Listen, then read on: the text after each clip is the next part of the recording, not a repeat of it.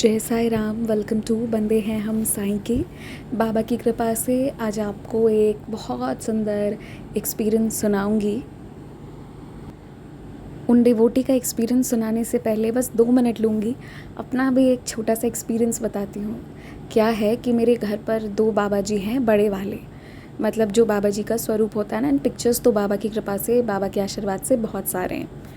तो एक बाबा जी जो थे पहले वाले, वो शॉल पहनकर, मुकुट पहनकर सब कुछ बहुत अच्छे से आए थे।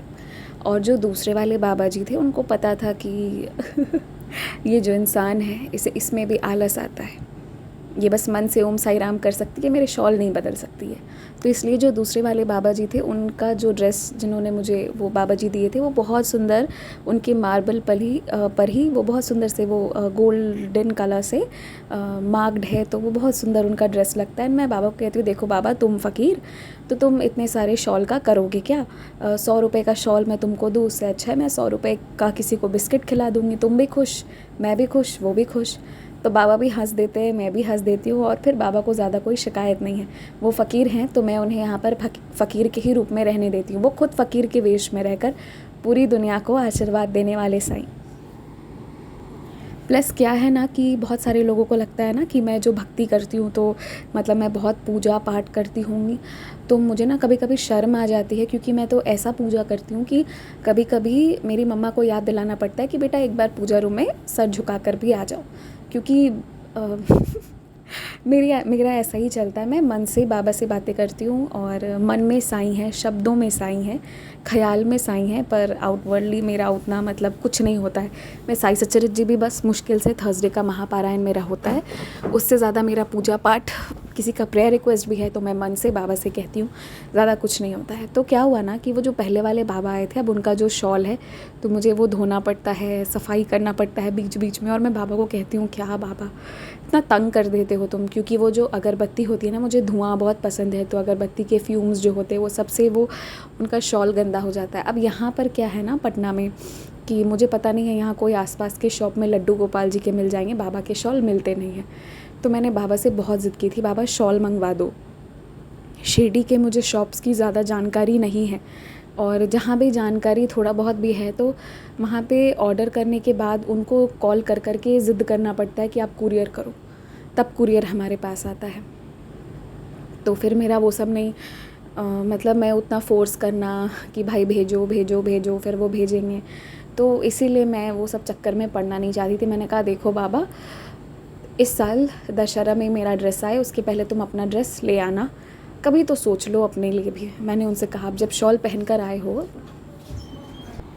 तो शॉल की व्यवस्था भी करो ना, मैं क्या करूं। मैं एक आध बार अटेम्प्ट किया कि मैं किसी टेलर को दे दूं स्टिच करने के लिए, तो मेरी वो अर्ज़ी खारिज कर दी गई थी। कहा था कि बाबा की शॉल है, किसी और से बनवाओगी, खुद से बनाओ। खुद से मैं एक बटन तक नहीं लगाती हूँ, बाबा की शॉल बना दूँ तो मतलब ऐसा नहीं है कि नहीं कर सकती हूँ, टाइम नहीं मिलता है। बाबा भी जानते हैं मैं बाबा से बहुत प्यार करती हूँ, लेकिन नहीं हो पाता है उतना। तो ऐसा नहीं है, बटन लगाना आता है पर टाइम नहीं मिल पाता है। तो फिर उसके बाद मैंने बाबा से ये बहुत ज़िद करा था, मुझे याद है इस साल जनवरी फरवरी मार्च मैंने बहुत ज़िद किया। उसके बाद मैं छोड़ दी, मैंने कहा चलो हटो, अभी बाबा देख लेंगे। मैंने कह दिया, मुझे पता है कि अगर कह दो तो ये बात रख लेते हैं, अब चाहे समय जो भी लगे। फिर मैं ये कह के भूल गई। अब क्या हुआ, एक डिवोटी हैं, वो काफ़ी समय से मेरे साथ कनेक्टेड हैं, तो वो कहती थी कि दीदी मैं बाबा के ना शॉल बनाकर आपको दूंगी।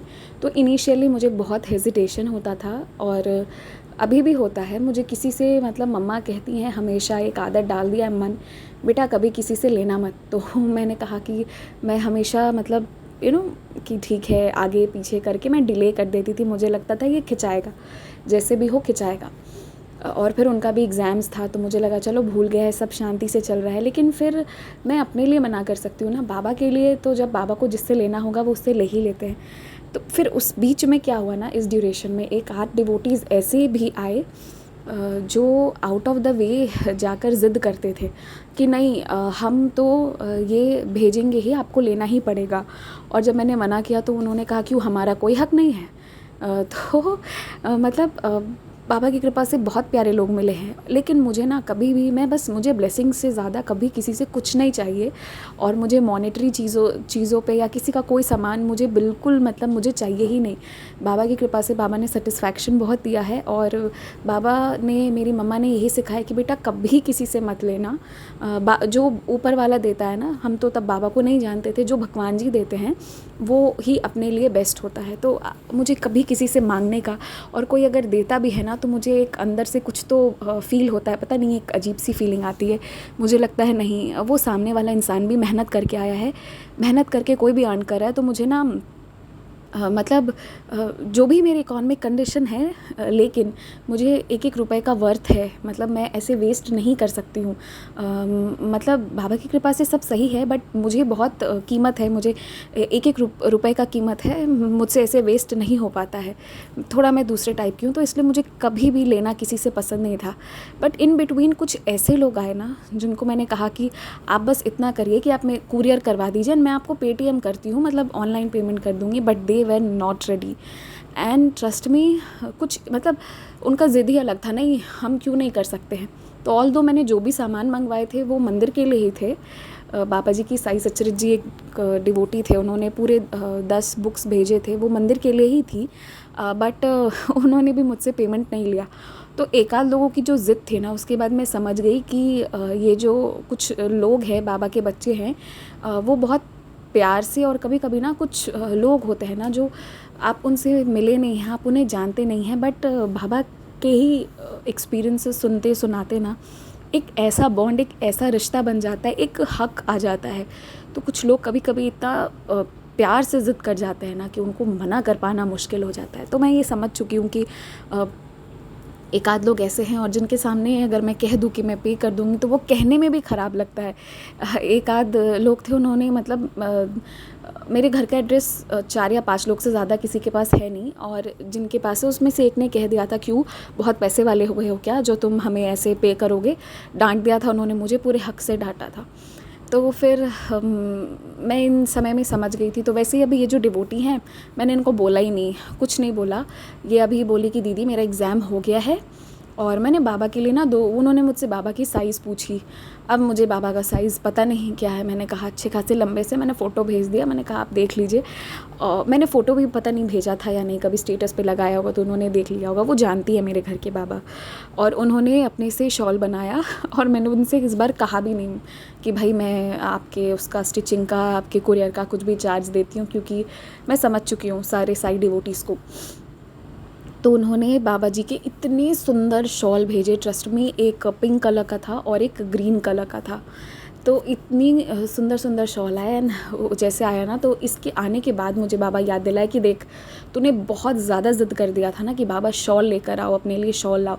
मैं यहाँ पे भटक भी लूँ ना, तो यहाँ पे एक तो बाबा की मूर्ति नहीं मिलती है, बाबा के पिक्चर्स नहीं मिलते हैं, तो उनका शॉल मिलना तो बहुत दूर की बात है। यहाँ तो अगर कभी आपको शॉप में बाबा दिख भी जाएंगे, अब तो खैर मॉल है अगल बगल, तो वहाँ बाबा रहते हैं, और वो जो प्राइस होना चाहिए उससे बहुत बहुत ज़्यादा कॉस्टली होते हैं।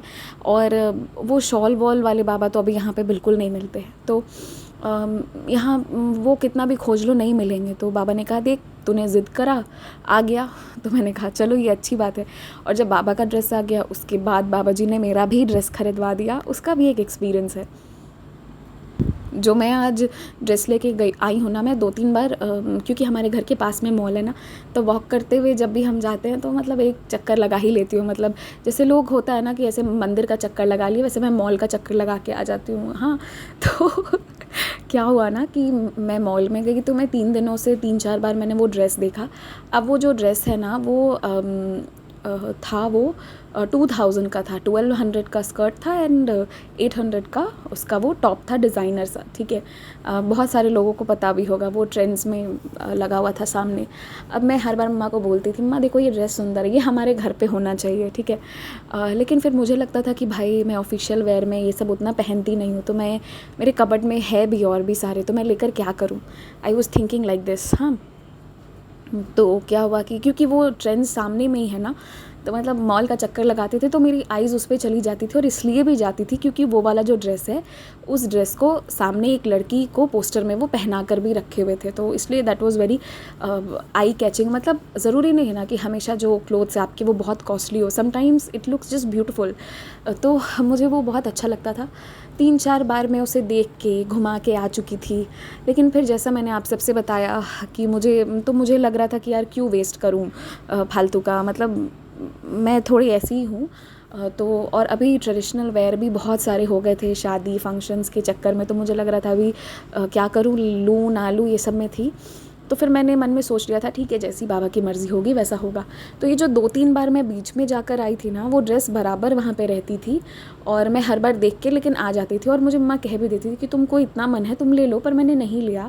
और पता नहीं उन लोगों ने ज़िद भी नहीं किया उस वक्त, ठीक है। तो वो भी बाबा की मर्ज़ी थी। मैंने बाबा से क्या कह दिया था, आप लोगों को याद हो अगर एक्सपीरियंस में, तो कि पहले तुम ना अपना ड्रेस लाओ तब मैं अपना ड्रेस लूँ, मैंने ये बात कह दी थी।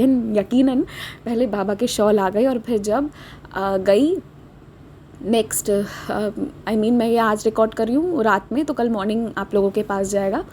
तो आज मेरे पास ये वो वाला ड्रेस फिर आ गया। एंड सबसे कमाल की बात तो ये है कि जो उसका टॉप था ना, तो वो भैया बोले कि मैंने जब उन्हें बोला कि मैंने लार्ज कहा, तो उन्होंने कहा ये लीजिए कि एक ही पीस बाकी है। तो आई वॉज अमेज्ड कि ठीक है, मैंने बाबा से कही थी अच्छा बाबा की मर्ज़ी होगी तो वो दिला देंगे। एंड सच में वो ड्रेस मेरे लिए ही वहाँ रखी हुई थी। स्पेशली उन भैया ने कहा ये लीजिए मैडम, एक ही पीस ये वाला बचा हुआ है।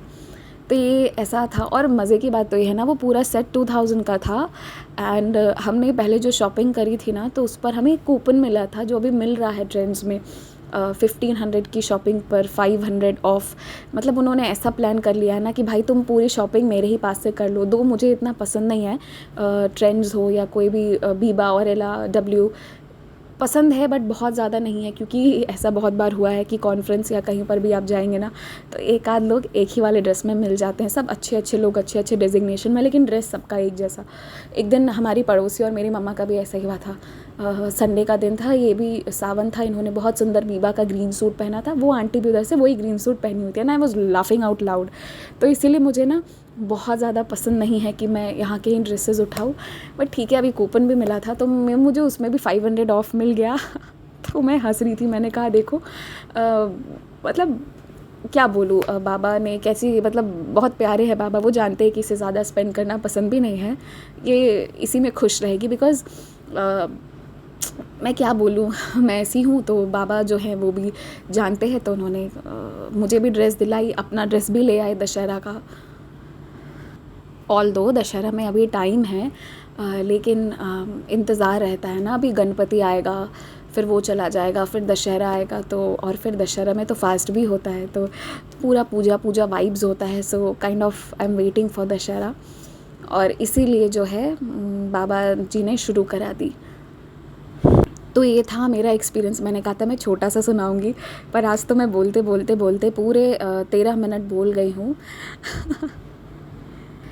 मैं बस यही कहना चाहती हूँ ना कि बाबा हमारे मन की हर बात समझ लेते हैं। मैंने बाबा से जनवरी में ज़िद करा था, बाबा तुम अपने ड्रेस लेके आओ, और एक दिन मैंने बस उन्हें यूँ ही कह दिया था कि इस बार ना दशहरा पे ड्रेस मैं तभी लूँगी जब तुम्हारा ड्रेस आएगा। मैंने बस ऐसे ही कह दिया था, क्योंकि मैं शिरडी में ज़्यादा कोशिश ही नहीं कर रही थी लेने का, और ऑनलाइन ना छोटे वाले बाबा के ड्रेसेस मिल रहे थे। तो बहुत मज़ेदार हुआ। उसके बाद बाबा जी के आशीर्वाद से बाबा ने अपनी भी ड्रेस ली, मेरी भी ड्रेस ख़रीदी। और मतलब ये जो चीज़ें हुई ना, ये लग रहा था इम्पॉसिबल है, क्योंकि इन बिटवीन जो हमारी सोसाइटी का वॉचमैन है वो भी वो सामान इधर उधर भी कर देते हैं। इवन मेरा एक कुरियर तक है, ठीक है, मैं अभी क्या बोलूँ, मैं बोलना नहीं चाहती हूँ, तो वो भी इधर उधर करते हैं। बट बाबा जी की ऐसी आशीर्वाद थी कि इंडियन पोस्टल सर्विस का भी मेरे पास मैसेज आ गया था कि आज आपका सामान आएगा। तो I just called him and told कि मेरा सामान आएगा, रख लीजिएगा। I am not asking you, I am telling you. तो फिर उनको रखना पड़ा और मुझे बाबा जी का शॉल देना पड़ा। तो सब बाबा की कृपा, बाबा के आशीर्वाद से होता है। तो अभी मैंने इतना बड़ा एक्सपीरियंस सुना दिया है, अब मुझे लग रहा है कि मुझे जिनका एक्सपीरियंस सुनाना है, मैं तो पूरा खुश होकर अपना एक्सपीरियंस बोल दी हूँ। सुनाती हूँ ना, उनका भी सुना देती हूँ। एक की जगह 2 एक्सपीरियंस आज एक ही साथ हो जाएंगे, चलेगा ना आप लोग को? तो ये जो डिवोटी हैं, चलिए इनके एक्सपीरियंस पर आ जाते हैं। मैं कुछ ज़्यादा ही खुश होकर आप लोगों को अपने और अपने बाबा के आए हुए ड्रेसेस के बारे में बता रही थी, क्योंकि क्या है कि I don't know but please do not जज मी। मुझे ना प्राइसेस मैटर नहीं करते, मुझे जो आता है ना मुझे उसकी बहुत खुशी होती है, चाहे वो मेरा सामान आए, मेरे भाई का या किसी का भी आए, मुझे ऑटोमेटिक खुशी होती है।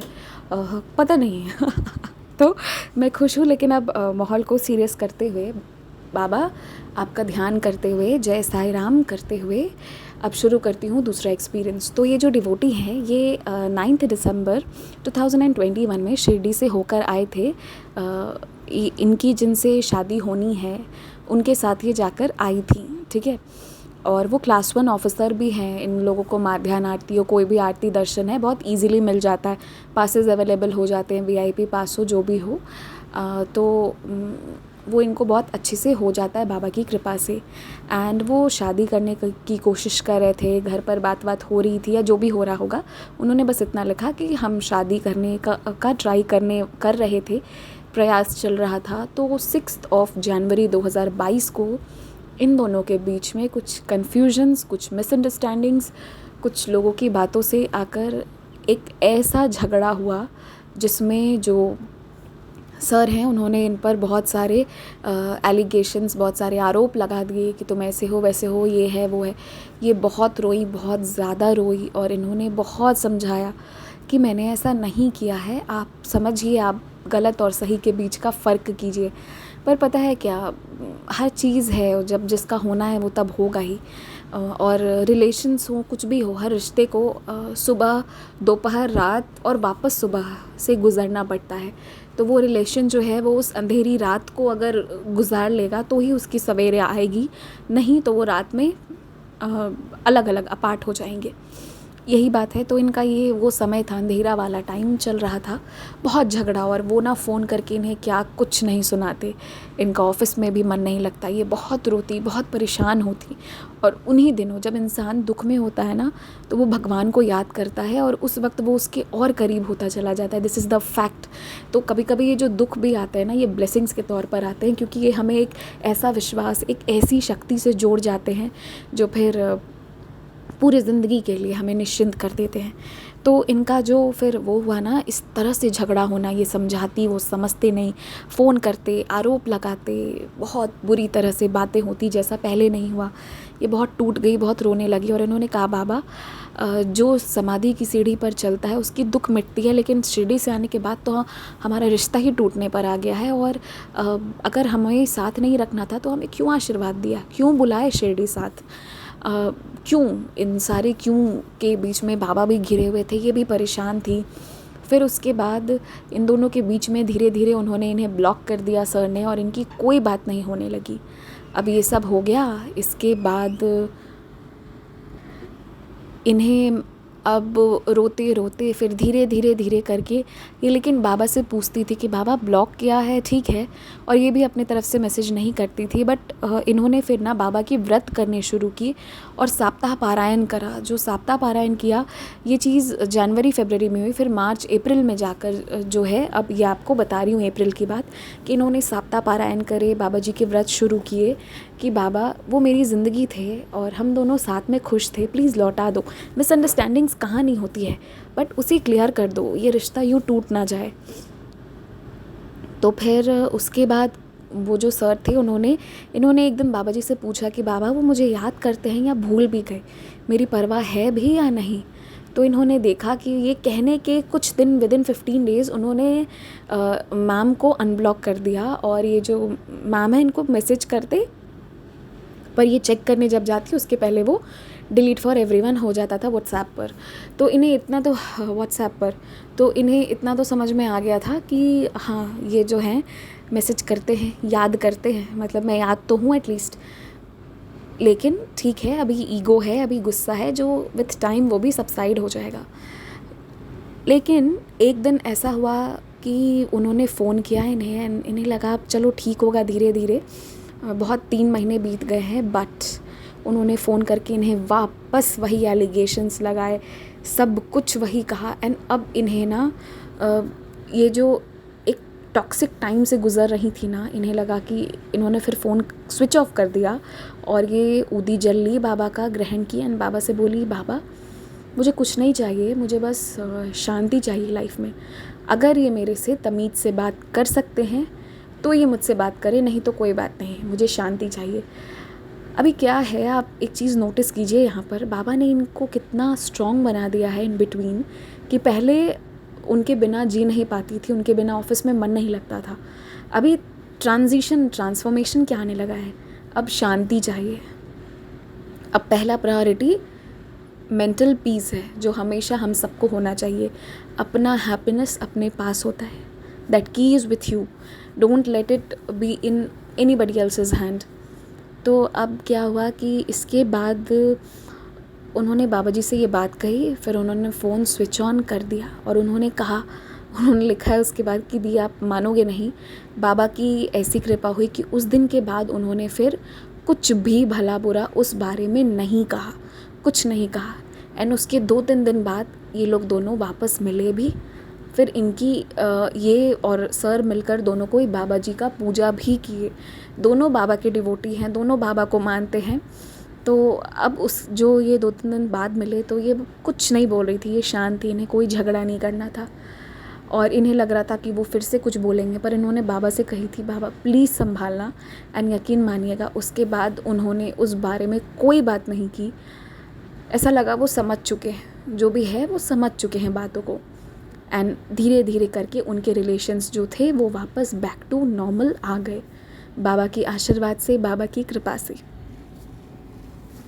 और फिर इन्होंने मुझे लिखा था कि अब बस बाबा की ऐसी कृपा हो कि जल्द से जल्द हमारी शादी भी हो जाए। उन्होंने ये लिखा था, आई विश सब अच्छा हो, अल्टीमेटली लाइफ में हैप्पीनेस मिले, यही मैं विश करूँगी। यहाँ लीला ये हुई कि जो मिसअंडरस्टैंडिंग्स हुई थी, जिसकी वजह से बहुत लड़ाई, बहुत झगड़े होते थे, एक समय के बाद इन्होंने चीज़ों को संभाला था, जवाब देना ही बंद कर दी थी। और फिर इन्होंने बाबा से कहना शुरू किया था, बाबा उन्हें समझाओ या हटाओ।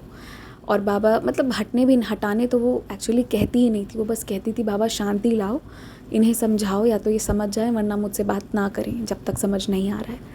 हटाने कभी नहीं कहती थी, बिकॉज शी जेन्युइनली बहुत ज़्यादा ये उन्हें चाहती हैं। तो फिर बाबा की कृपा से जो है, जब वो वापस बैक आए इनकी लाइफ में, तो अब उस तरह की कोई भी बातें नहीं होती हैं। एक रिलेशन कोई भी होता है ना, चाहे कोई भी रिश्ता हो, तो उसको ना हर चीज़ के थ्रू गुज़रना पड़ता है। Not all days will be same, कभी झगड़े भी होंगे, बट उसका ये मतलब नहीं है, ठीक है शांत होके अलग होके बैठ जाना है, बट उसका ये मतलब नहीं है कि हम पूरी ज़िंदगी उस एक चीज़ को याद करके आगे खींचते रहेंगे। जो पास्ट में हुआ वो हो गया, बट वी शुड बी, ठीक है थोड़ा बहुत दिमाग में याद आता है वो समझती हूँ, but that should not be repeated again and again, है ना। उन चीज़ों को याद करना, बुरे एक्सपीरियंसेस जितनी जल्दी हो ना हमें इरेज कर देना चाहिए, तब न्यू एक्सपीरियंसेस के लिए जगह खुलेगी, ठीक है। और मैं बस यही कहूँगी कि चाहे आप कोई भी रिलेशन को लेकर जाएं, चाहे आप शादी करने जा रहे हों या फिर आप दोस्ती कर रहे हों किसी से, और दोस्ती एक होता है नॉर्मल फ्रेंडशिप हेलो हाय वाला, और एक होता है कि धीरे धीरे धीरे हम जो है उस इंसान को और टाइम इन्वेस्ट कर रहे हैं। आप अपना एनर्जी, अपना टाइम, अपनी फीलिंग्स जहाँ इन्वेस्ट कर रहे हैं, ये सोचकर कीजिएगा कि वो सामने वाला इंसान भी कर रहा है, एंड दैट हमें उस चीज़ का रिस्पेक्ट करना चाहिए। मतलब यूँ एक सेकंड में उड़कर किसी की ज़िंदगी से चले जाना सामने वाले पर भी असर कर सकता है। हमें रिश्ते उतने ही रखने चाहिए जितना हम निभा सकें। बहुत सारे रिश्तों का भार रखने की जगह थोड़े ही रखिए, पर वो अच्छे से रखिए, प्यार से रखिए। एंड जब वहाँ पर बॉन्डिंग है, अंडरस्टैंडिंग्स है, तो ये बीच के जो टेस्ट्स आएंगे ना, हर रिलेशन में आता है, तो उसको क्रॉस करना बहुत आसान होता है। और बहुत ज़रूरी एक चीज़ है, वो ये है कि हमें कम्युनिकेट करना चाहिए। फिर चाहे जो मुझे, क्योंकि यहाँ पर बहुत सारे स्टूडेंट्स भी सुनते हैं, हर तरह के लोग सुनते हैं, तो इट इज़ वेरी इंपॉर्टेंट कि हम एक दूसरे से कम्युनिकेट करें, जो भी मन की बात है बिना डरे बता दे। सामने वाला इंसान रिएक्ट करेगा या क्या करेगा वो तो बात की बात है, देखा जाएगा, but at least we should tell. मैं आपको एक मतलब फ़नी सा चीज़ बताती हूँ जो मुझे याद आया। जब मैं छोटी थी ना, बहुत छोटी थी, हम स्कूल जाते थे, तो 14 फरवरी आता था, तो माय मॉम यूज़ टू से, अगर कोई लड़का वैलेंटाइंस डे विश करे तो उसको पलटकर सेम टू यू नहीं बोलना है, ठीक है। एंड स्कूल में क्या होता था, बच्चों के बीच में हो उसने ये बोला वो बोला, उस वक्त कहाँ सेंस सबको इतना रहता था कि भाई साहब ये सब कुछ नहीं है, बस ऐसे ही ये सब चल रहा है, अभी विथ टाइम ये सब इरेज हो जाएगा। बट स्कूल की बात ही कुछ और होती थी। तो वहाँ जो भी होता था, तो ठीक है, उस वक्त उतना हिम्मत नहीं रहता था कि ये बोलूँ कि भाई मेरे फ्रेंड ने ये किया वो किया। लेकिन फिर धीरे धीरे जैसे जैसे टाइम आता गया ना, so even I started speaking with mom. और आज तो मतलब इतना बिंदास हो गया ना। हाँ, कभी कभी बातें सुनने के बाद डांट भी पड़ती थी कि वैसे लोगों को तुम दोस्त क्यों बनाती हो जो ऐसे करते हैं वैसे करते हैं, डांट पड़ जाती थी। लेकिन फिर भी मैं हर बार हर स्टोरी जाके बता ज़रूर देती थी, ये था मेरा। और वही चीज़ हम सबका सारे रिलेशंस में होना चाहिए कि कम्युनिकेशन शुड बी देयर। तो मैं बताती थी मम्मा को कि मम्मा ऐसा हुआ वैसा हुआ, तो वो सुन लेती थी, फिर कहती थी ऐसे लोगों से दोस्ती मत करो। और मुझे ही डांट पड़ती थी कि तुम्हारे दोस्त ऐसे क्यों हैं, तुम्हारे सारे के सारे दोस्त ऐसे क्यों हैं। तो सारे नहीं रहते थे, बट मुझे सारी कहानी सुनानी होती थी, सुना देती थी। तब एक वो टाइम था। और आज एक वो टाइम है कि भाई जितने भी कज़न्स हैं जो भी है सबके राज हैं, छोटे मोटे स्कैम हैं, वो सब बता देती हूँ मज़े में, और वो भी सुन लेती हैं। और अब बातें और हो गई, अब दूसरी तरह से होता है, बात होता है। तो और ज़रूरी यहाँ पर ये है ना कि आप अपने रिलेशंस पे इतने ईमानदार रहिए कि जो आपका मोबाइल फ़ोन है ना, ये भी कोई भी ले ले, आपकी मम्मा ले लें, आपके भाई ले ले, आपके कज़न ले ले, आपके रिलेटिव ले ले, आपको डर नहीं लग जाए कि भाई मेरे फ़ोन में बहुत बड़ा स्कैम है, कोई देख लेगा तो क्या होगा। मतलब जो भी है वो है, you should be ready to tell कि ठीक है, अगर मैं किसी रिलेशनशिप में हूँ तो मैं बताऊँगी कि मैं हूँ। मतलब मैं अपनी बात नहीं कर रही हूँ, मैं डेफिनेटली नहीं हूँ, मुझे प्यार व्यार नहीं होता है लेकिन मैं इन जनरल कह रही हूँ कि जो भी है ना, मैं देखती हूँ आजकल लोग हेजिटेट करते हैं, छुपते छुपाते हैं, और छुपते छुपाते चीज़ें ऐसी हो जाती है ना कि लोग गलत रास्ते पर चल जाते हैं। मैंने अपने एक फ्रेंड को भी देखा था, वो सिगरेट स्मोकिंग करना शुरू कर दिया स्कूल टाइम में ही। वो सो टैलेंटेड, ही वो सो गुड। मैंने कहा ये क्या हो गया। उसके फादर जो थे अंकल, बहुत लंबे से बहुत अच्छे से थे, वो ना बाहर खड़े रहते थे स्कूल टाइम में कि इसकी छुट्टी हो, इसे लेकर जाऊं, पर नहीं, ही यूज़ टू मैनेज कि नहीं मैं अभी क्लास कर रहा हूं। और हर दिन भागकर वो जाता था और स्मोकिंग करता था। आज कहाँ है मुझे नहीं पता, बट ये सब इसीलिए हुआ ना बिकॉज़ ऑफ उसके लाइफ में क्या चीज़ें चलती गई, उसने घर वालों को नहीं बताया, अकेले सफ़र करता रहा, करते करते करते छुपते छुपाते अब बड़े बड़े कांड भी कर जाता है, तो छुपता छुपाता रहता है। तो इसीलिए ना जो भी है कह देना चाहिए, फिर सामने वाला चाहे जैसे भी रिएक्ट करे, जो होगा देखा जाएगा, बट एटलीस्ट जो है उसे कह दीजिए, अपने मन में भार मत रखिए। जय साई राम।